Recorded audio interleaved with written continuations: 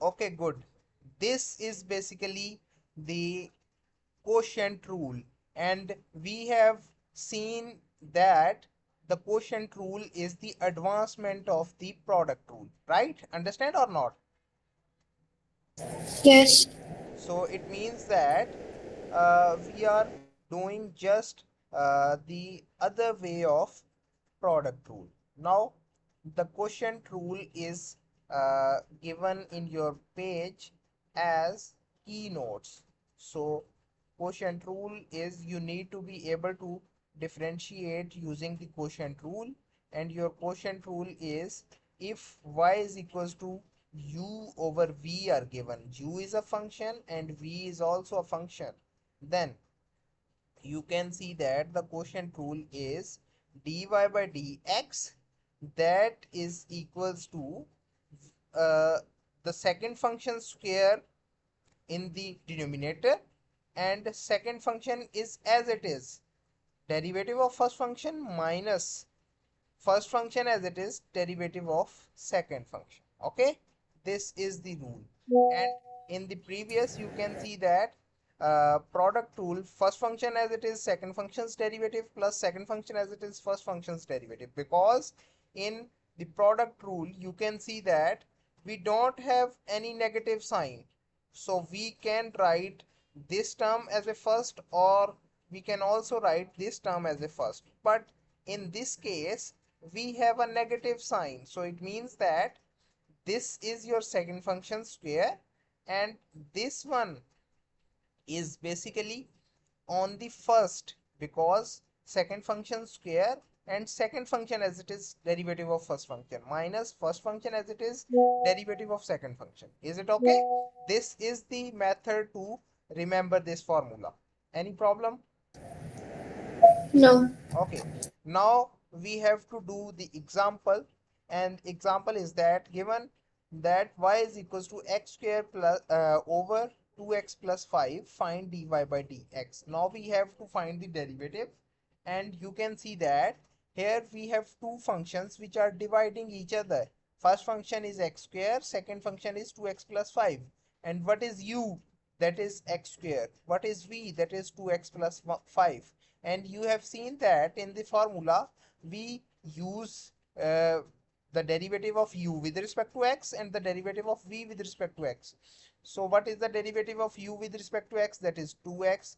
What is the derivative of v, that is with respect to x? That is simple 2. When we put the values, you can see that what is v? That is 2x plus 5 times what is du by dx, that is 2x, minus what is u, that is x square, what is dv by dx, that is 2, and divide by v square, so 2x plus 5 whole square. So when we simplify this, 2x multiplied by 2x, that will becomes 4x square plus 10x, and this will becomes minus 2x square over 2x plus 5 whole square. So this 4x square minus 2x square, it will becomes 2x square plus 10x. So the denominator is as it is. If we take the 2x as a common on the numerator, it will becomes 2x times x plus 5 over 2x plus 5 whole square. So this is the derivative using the quotient rule. Do you understand or not? Yes. And you have also known that when we use the quotient rule, when two functions are dividing each other. Okay, now in this case, in this example 14, you can see that we have two functions which are dividing, but first function is the exponential function and second function is algebraic function. So e raised to the power 2x plus 3 is u and x is v. So what is the derivative? E raised to the power 2x plus 3 as it is its derivative, and 2x plus 3's derivative is simple 2. So 2 is multiplied by them. You can also use the chain rule to find the derivative. And also v is equals to x, dv by dx is equals to 1.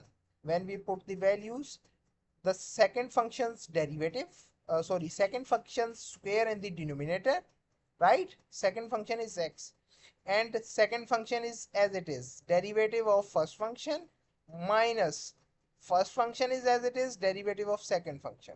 When we simplify it, you have 2x e raised to the power 2x plus 3 minus e raised to the power 2x plus 3. So you can see that e raised to the power 2x plus 3 can be taken as common. So your answer will be e raised to the power 2x plus 3 into 2x minus 1 over x square. Understand? This is your solution. This is your derivative using the quotient rule. Again, in part B, you can see that the first function is exponential function and second function is trigonometric function. So again, your first function is u and your second function is v, right? E raised to the power x, that is u, and what is the derivative of u? That is again e raised to the power x, because you have seen that the derivative of exponential function is same. And then you have also seen that what is v? That is sine x, and the derivative of v with respect to x is cos x. Do you understand till this step?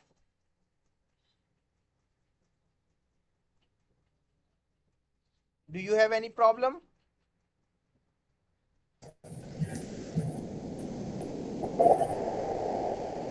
Do you have any problem? No. Okay, good. So you can see that when we put the values into the formula, that second function is as it is, like square in the denominator. So sine square x is in the denominator, and sine x is as it is the derivative of first function minus first function as it is the derivative of second function, that is cos x. Again, you can see that sine x e raised to the power x, cos x e raised to the power x. So e raised to the power x can be taken as common. So your answer will be e raised to the power x into sine x minus cos x over sine square x, right? This is your solution of the example. And now you have the exercise 5. In first question, you can see that your all questions are given, but in all questions, your u and v are all algebraic functions. Okay, and in second question you can see that first function and second function, one of them is exponential and second one is algebraic. In third question, first one is exponential, second one is uh, trigonometric, right? And in fourth question you have to find the derivative, and after that, after finding the derivative, you have to put the value of uh, x that is given, because we have to find the derivative at a specific point, right? So if you are interested in finding the derivative of f, in this one you can see that this is u and this is v, and you can see that the derivative of u can easily be found by simple method, but the derivative of v cannot be found by simple method. So first of all, you have to find the derivative of v with respect to x by using the chain rule according to your previous knowledge, right? So after finding the derivative of v with respect to x, then you put the value into the quotient formula. After putting the values into the quotient formula, you have to simplify the answers, and then you get the derivative in the simplified form. Any problem in this exercise and previous examples? No. Do you think you have a question in this exercise that is difficult for you?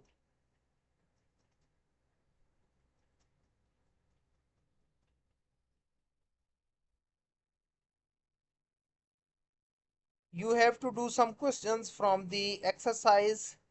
This question number F, this question number B, and this question number C, and this question number B, right? But first of all, you have to do these examples, okay?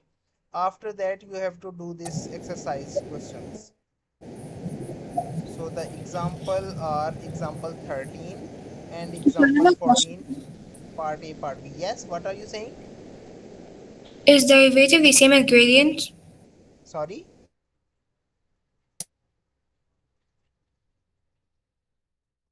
What are you saying? Is derivative the same as gradient?